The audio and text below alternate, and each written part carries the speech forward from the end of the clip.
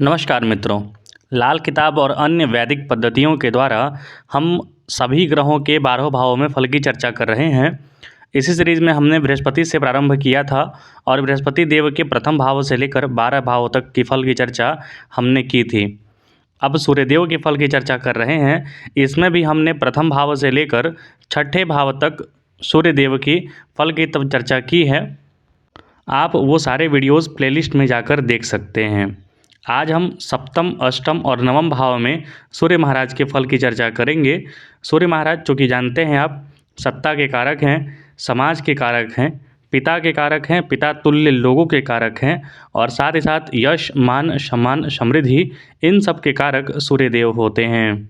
हालांकि सूर्यदेव जो हैं वो अग्नि तत्व के राज प्रधान ग्रह माने जाते हैं, तो जहाँ भी बैठते हैं वहाँ समस्याएं उत्पन्न करते हैं, अर्थात वहाँ पर घर्षण करते हैं, वहाँ पर अग्नि उत्पन्न करते हैं, ताप उत्पन्न करते हैं।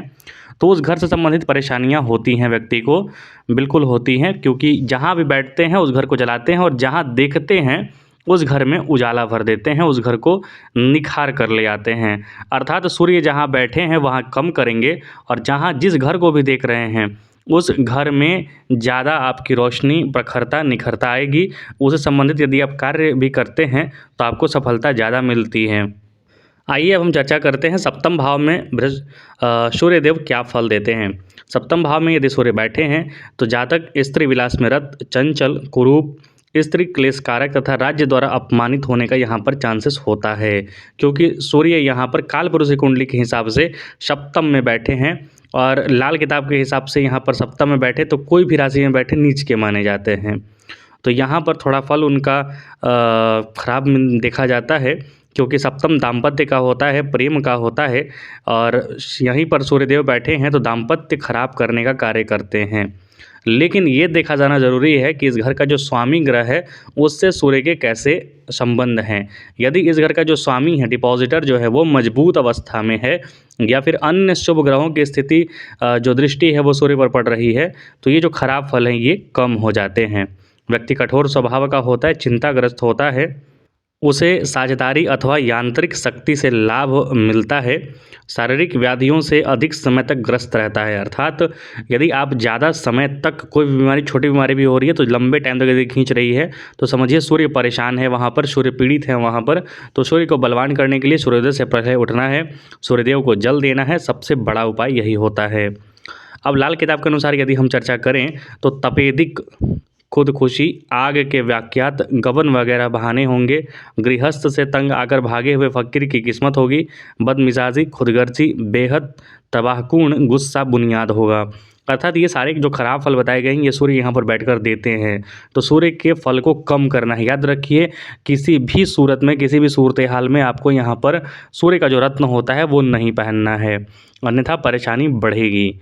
औलाद के पैदाइश के दिन से दौलत की बरकत, मगर वालदैन कुनबा व सरकार ससुराल खानदान का राजदरबी ताल्लुकात में सूरज का बुरा असर घास पर पड़ी हुई आग की तरह बुरा होगा। अर्थात ये दूसरा जो सेंटेंस है इसमें बताना चाहते हैं वो लाल किताब के लेखक कि औलाद की पैदाइश, जब भी आपका जो बच्चा हो जाएगा, आपकी जो संतान हो जाएगी, उसके उसी दिन से आपके घर दौलत की बरकत होने लगेगी।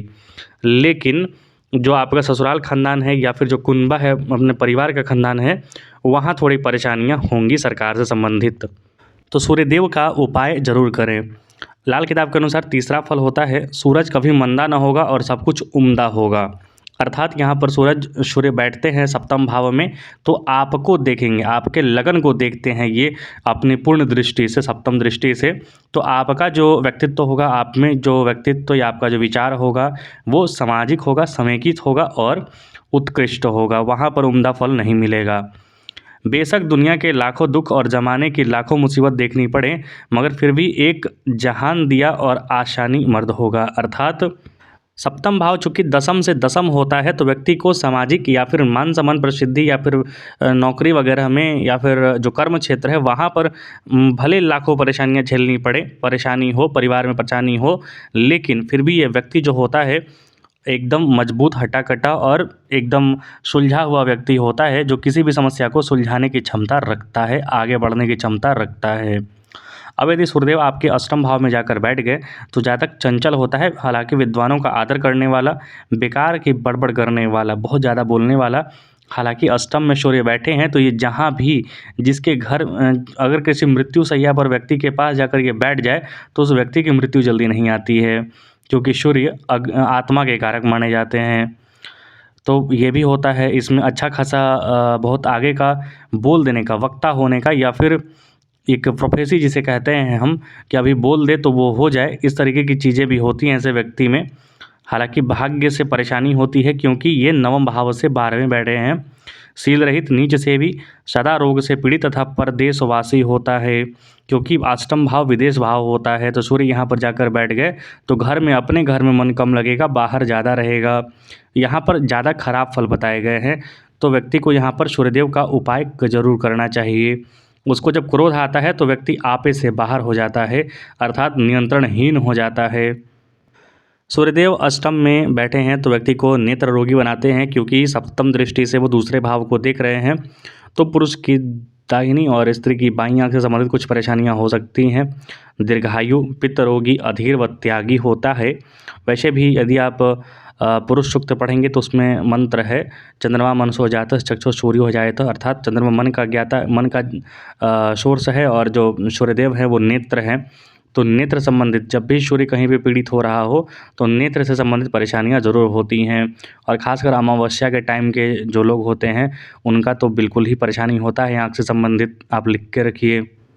यदि लाल किताब के हिसाब से हम चर्चा करें तो पहला, व्यक्तिगत भाग्य का हल पापी ग्रह का समय बुरी हालत पर होगा, अर्थात व्यक्तिगत जो भाग्य है व्यक्ति का वो पापी ग्रह जो भी शनि वगैरह हैं उन पर डिपेंड करेगा। वो यदि अच्छी हालत में बैठे हैं तो अच्छा होगा, और अन्यथा परेशान होगा। खानदानी खून के लिए अपना सब कुछ बहा देगा मगर इवाज़ न मांगेगा। परोपकार का असूल अपने घर से चलाकर पूरा करता रहेगा, अर्थात अपना मान सम्मान, अपने परिवार की जो होता है ना कि इज्जत मान सम्मान, अपनी मूंछ पे ताव देना, अपनी मूंछ की बात रखना, वैसा होगा, उस टाइप का होगा नेचर का। परोपकार करेगा, अपने घर से परोपकार करेगा, भले ही परेशानी में क्यों न जाए लेकिन परोपकार दूसरे की ज़रूर करता है ऐसा व्यक्ति। तीसरा, ऐसा सख्त जिससे खानदान में उसके जन्म से पहले किस्मत की हर तरफ मंदी हालत थी, जब इसके जन्म से कुल खानदान का ही पुराना मंदी जमाना ख़त्म होगा, औरों की किस्मत का ग्रहण हटकर सब तरफ उत्तम रोशनी और कारामाद आग पैदा होगी। अर्थात लाल किताब के हिसाब से यदि सूर्य अष्टम में है आपके, तो आपके ख़ानदान में अभी तक जो किस्मत भाग्य सोया हुआ था, वो हर तरफ जो मंदी हालात था उन सब से निजात मिलेगी, और आपके जन्म के बाद से ही आपके ख़ानदान में वृद्धि होना प्रारंभ हो जाएगा। चौथा, बढ़ा हुआ कुटुंब, पोते पड़पोते सब खुशियाँ देकर जाएगा।